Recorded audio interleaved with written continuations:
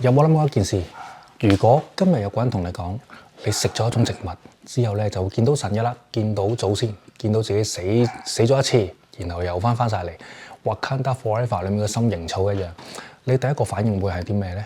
喂，師兄，你係咪出事？你係咪食錯嘢？你係咪要揾醫生？定係要企硬唔剔嘢？但係咧，如果同一件事發生喺幾千年前嘅森林、山洞、神廟、祭壇入面咧？如果嗰個人唔係一個亂試嘢嘅人，而係一個部落入面嘅巫師、祭司、醫者，身邊會有啲鼓聲啊、火光啊、咒語啊、有禁忌啊，有啲族人喺度圍住你啊，咁件事又會唔會變成另一種意思呢？嗱，現代人可能會叫做幻覺，法律可能會叫做受管制物質，醫學可能會叫佢做改變意識形態，但係古代人可能會叫佢做一道門。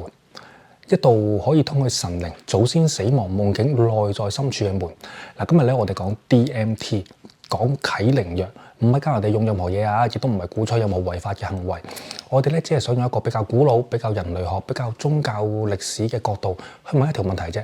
點解世界上咁多古老文明都曾經相信某一啲植物可以令到人更加接近神聖呢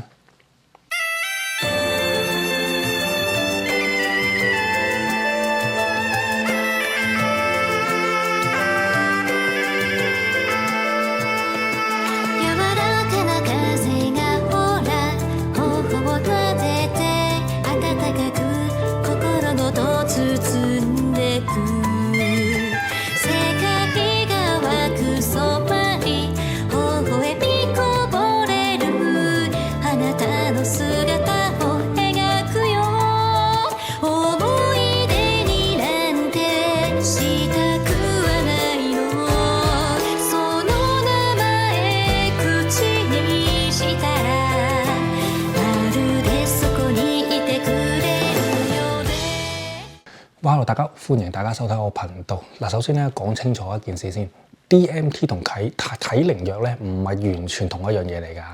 嗱 ，DMT 即係二甲基色胺，係一種咧特別嘅特定嘅物質啦。但係啟靈藥呢一個咧概念咧就比呢個 DMT 咧闊好多㗎。嗱，所謂啟靈藥咧可以理解做喺宗教啊、儀式、修行或者神聖傳統入面，被認為可以令人進入特殊意識狀態嘅一啲植物、飲品或者物質啦。嗱，重點唔係你見唔見到幻象啊，重點係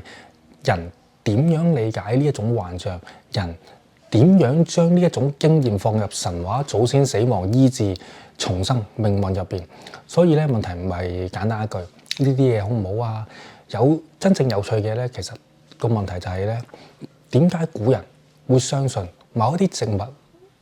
唔只係植物咁簡單，而係神靈留喺人間嘅鎖匙咧？嗱，古代人咧用呢一類嘢啦嚇，好多時候咧唔係為咗我要開心、我要刺激、我要 high 啊，更加唔會為咗喂星期五啊 happy hour 啊咁樣要搞翻場靈性 happy hour 咁樣，唔係咁嘅，唔係咁嘅。好多傳統入面咧，呢一種植物咧係同儀式綁死咗一齊嘅。有啲人咧會用嚟問病啦、問祖先啦、成年禮啦、進入死亡同重生嘅象徵旅程啦，有啲咧會用嚟令一個人咧面對自己內在最深最黑最唔想望到嘅嘢。嗱，所以咧你會發現一樣嘢嘅，古代人咧好多時候咧唔係當佢做娛樂品嘅，唔係嘅，佢哋好多時候咧會當佢做一種危險但係神聖嘅工具。嗱，呢個分別好大啊嚇！嗱，刀可以切菜，亦都可以懟人啊；火可以煮飯，亦都可以燒人間屋；藥可以救人，亦都可以毒死你。而啟靈藥咧喺好多古代文化入面咧就係呢一種雙面人啊！佢可能咧令人會覺得自己見到神。你都可能跌入呢個恐懼、混亂或者崩潰，所以古人咧先至會有一個儀式啊、有禁忌、有師承、有人帶路嘅情況底下去服用嘅。因為一個人咧，如果冇地圖咧、冇 GPS 咧，就衝入呢個森林咧，就唔一定會見到神嘅。更大機會咧係蕩失路，或者自己腦入面咧會俾好多野獸追住嚟咬。嗱，講到 DMT 啦，好多人第一時間咧都會諗起南美洲亞馬遜地區嘅一種神聖嘅飲品啦。喺某啲亞馬遜傳統入面咧，呢一類飲品咧唔係普通嘅飲品，佢唔係話喂今晚飲杯嘢放鬆下啦，嗰啲酒唔係嘅，佢係一個儀式嘅中心嚟嘅。有人會唱特定嘅歌，有人會用煙、靜物、節奏、黑暗、火光去建立場域。有人相信植物本身就係有靈嘅，有人相信幻象唔只係腦裡面嘅一啲影像，而係一種教導。你可以唔信，但係你要明白。對佢哋嚟講咧，呢件事咧唔係我見到嘢啊咁簡單。呢個咧係一套完整嘅世界觀嚟嘅，即係話咧佢哋唔係淨係飲咗一杯嘢，佢哋進入咗一個由神話祖先部落記憶、身體反應、恐懼、希望組成嘅一個大劇場。而咧現代人咧最容易誤解嘅地方就係將物質抽出嚟，忘記咗背後嗰個儀式嘅容器。好似咧你淨係攞走咗道士揸住嗰支令旗啊，但係你又唔識發科，又唔識彈唱，又唔識請神，又唔識送神，然後攞住嗰支令旗就話我有法器啊，點解冇反應嘅？因為你只係攞咗個外殼，真正運作嘅係成套文化系統，而且咧要好小心一件事，唔係全世界古人都係用 DMT 啊，呢個好重要啊！嗱，網上有一啲片咧就好中意講嘅，我成日間中睇到都好奇怪，所有宗教都係 DMT 嚟嘅，佛陀開悟又係 DMT， 埃及神廟又係 DMT， 耶穌濕婆道教密宗全部都係 DMT。嗱，呢啲講法咧好刺激嘅，流量真係好高嘅，但我就唔識拆呢啲流量啦嚇。但係咧，因為呢啲流量咧就冇證據嘅，往往都一般咧比較穩陣啲咁講啦。世界各地咧確實有好多古老文化啦，古老文化係用呢啲精神活性植物，但係佢哋咧未必係 DMT。好似北美有仙人掌嘅神聖植物啦，古希臘啦有神秘儀式入面嘅神聖飲品啦，印度古代文獻入邊都有一種被稱為神聖飲料嘅記載啦。喺中亞、非洲、西伯利亞、美洲好多地方都有唔同嘅植物、煙草、酒菇菌或者呢個香料、鼓聲、跳舞同埋一啲神聖嘅儀式。所以咧，我哋要講得精準啲，唔係話古人全部都用 DMT， 而係話古人好早就已經知道改變意識狀態可以令人進入一種平時入唔到去嘅宗教經驗。嗱，呢一種改變意識狀態咧，唔一定要靠植物嘅，可能你聽音樂、鼓聲、跳舞、禁食、閉關、黑暗、呼吸、痛苦，或者重複一個咒語，或者長時間凝視呢個火焰啊、神像啊、曼陀羅啊，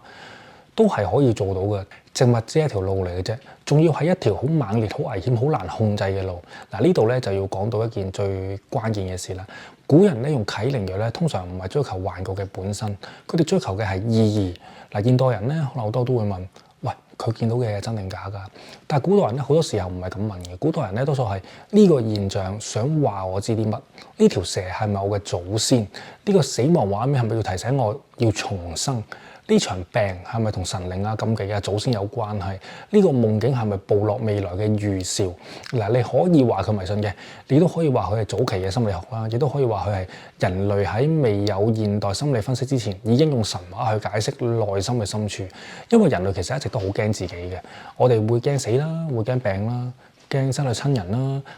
驚夢入面奇怪嘅畫面啦，驚自己內心突然湧出嚟嘅憤怒啊、慾望啊、恐懼啊，驚命運唔受自己控制啦。所以古代咧需要一套方法，將呢一啲不可控嘅嘢變成可以理解嘅故事。而啟靈藥咧喺某啲文化入邊咧就係一種將內在混沌變成神聖劇場嘅方法，唔係因為佢一定令你得到真理，而係因為佢令你會覺得你嘅痛苦唔係毫無意義嘅，你嘅恐懼係可以被解讀嘅，你嘅死亡感可以被轉化，你見到嘅黑暗可能係一條路係可以穿過去嘅。但係問題就嚟啦，如果啟靈藥咁古老，咁係咪代表佢一定安全呢？答案係唔係嘅，古老就唔等於安全，天然就唔等於安全，神聖更加冇可能係安全。獨孤可以係天然，雷都可以好古老嘅，火山都好有神聖感啊，係咪先？你唔會走去火山口度打坐噶嘛，大佬。所以最成熟嘅講法咧，唔係話啟靈藥好神奇，大家可以去試，亦都唔係話全部都係毒，全部都係假。最成熟嘅講法就係咧，人類歷史上確實有好多文化用植物進入呢個神聖嘅經驗，但係呢一類嘅經驗咧，一直都係好嚴格嘅儀式啊，亦都係禁忌啊，或者導師同埋社群承接之中去發生嘅。現代人咧最危險嘅地方咧，往往就係攞走一啲物質，但係冇攞走個儀式，冇攞走啲規條，淨係攞咗啲刺激，但係又唔攞個傳統，攞咗啲幻象又唔去攞個解讀，淨係攞咗我要開門，但係冇諗過開咗門之後點樣翻屋企。呢個就係一個問題。開門唔難嘅，難係點樣翻嚟啫嘛。其實修行傳統入面咧都有類似嘅講法嘅，即係道教有傳思、服氣、內觀，佛教有禪定、觀想、止觀。印度傳統有呢個呼吸啊、脈輪啊、昆達里尼嘅聲音啊、曼陀羅，係咪？有啲巫師嘅傳統有鼓聲啊、跳舞啊、入神啊、請靈啊，民間信仰都有扶乩啊、降神啊、問事啦。雖然方法唔同，但係背後都有個共通點，就係人類相信平時嘅意識並唔係全部。我哋平時起身食飯、交租、剪片、追數或者留言啦，呢啲都係日常嘅意識，係咪？但係人類一直都懷疑，日常意識下面仲有其他層次，夢係一層，冥想係一層，瀕死經驗係一層，創作入神、宗教狂喜或者呢個啟靈藥嘅經驗亦都係其中一層。所以 DMT 最值得講嘅唔係話我好迷幻見到啲乜，因為見到乜每個人都可以講㗎啦，係咪先？有人話見到外星人，有人見到神，有人見到幾何圖案、自己前世、宇宙真相。或者見到你阿媽叫你早啲瞓，係咪先？最值得講嘅其實係一件暴露咗一個人類嘅核心問題。我哋一直想知道嘅係意識邊界究竟喺邊一度？嗱，古人咧未必會講腦神經，未必會講受體或者心理治療、意識科學，佢唔會講噶嘛。但係其實古人咧好早已經察覺到，人喺某一啲特殊狀態下面係會改變嘅。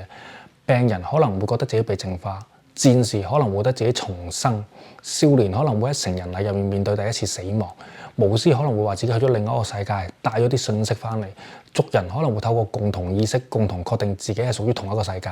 嗱，呢個經驗咧唔一定係證明神靈客觀嘅存在，唔係嘅，但係佢證明咗一件事：人類需要神聖嘅經驗。人唔係淨係需要食物、水、屋企同埋錢，人仲需要有意義。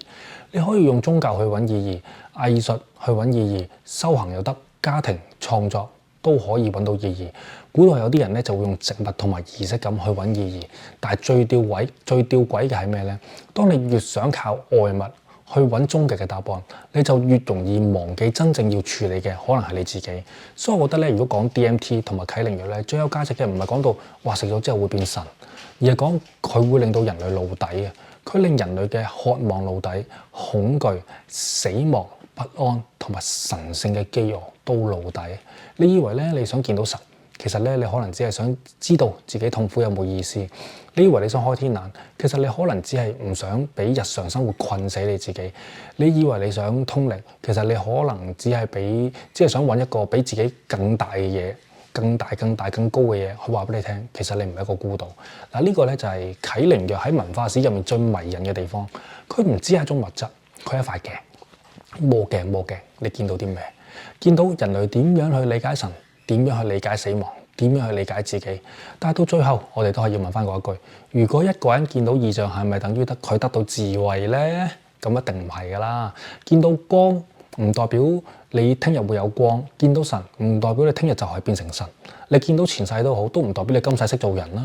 見到宇宙幾何，唔代表你翻到屋企之後會識得交電費㗎嘛，大佬。呢個位係好重要嘅。好多古代傳統咧都知道，經驗本身唔係終點，經驗之後點樣整合、點樣生活、點樣做人先係重點。如果一場神聖嘅經驗令你更加謙卑、更加清醒、更加珍惜生命，佢可能真係有去轉化嘅作用。但係如果一場異象只係令到你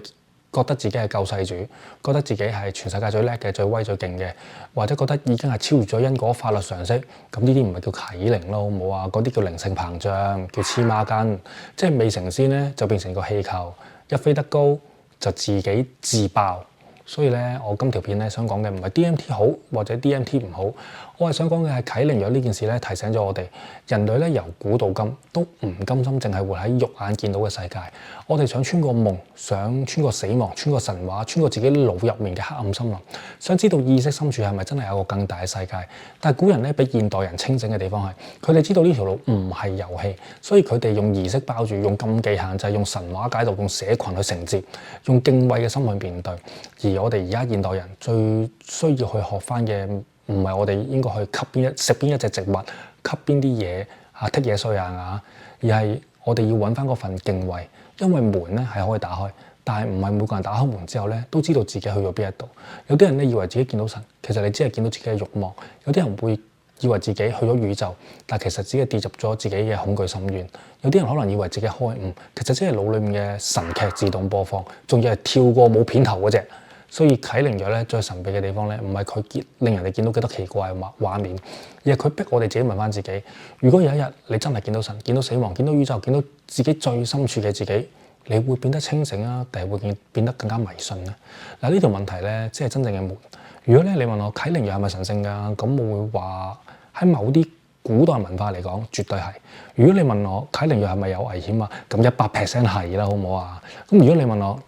佢係咪真係可以嚟見到另一個世界？嗱，呢個問題其實好難答你嘅。嗱，但係咧，我哋可以肯定一件事嘅，由森林到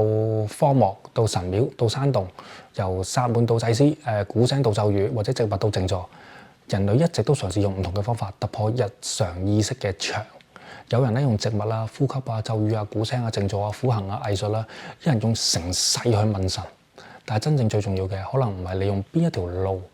而係你行完之後有冇變得更加清醒、謙卑，更加似翻一個人呢？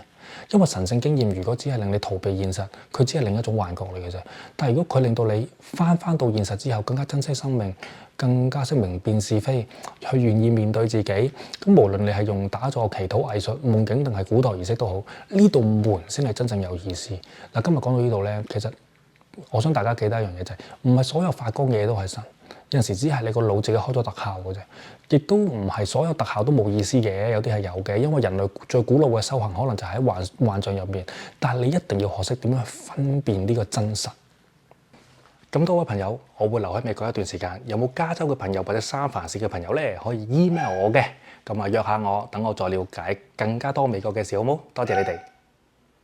頻道嘅觀眾朋友，小弟誠意邀請散落世界各地嘅你。只要如果你中意玄學或者法科，或者對各種靈異故事特別有興趣嘅話，我都好歡迎你哋加入我嘅 WhatsApp 群組，一齊分享自己嘅親身經歷同埋感受，亦都可以俾我啦收集更加多靈異或者神棍嘅故事，等我可以分享上 YouTube 俾唔同嘅朋友知道啦。咁我哋個連結咧就已經喺影片簡介嗰度啦，等緊你哋啊！哇，同大家分享一下先。嗱，我最近咧出版咗一本電子書，就叫做《把快樂還給自己，活在當下》。內容咧係我一路收集同埋反思，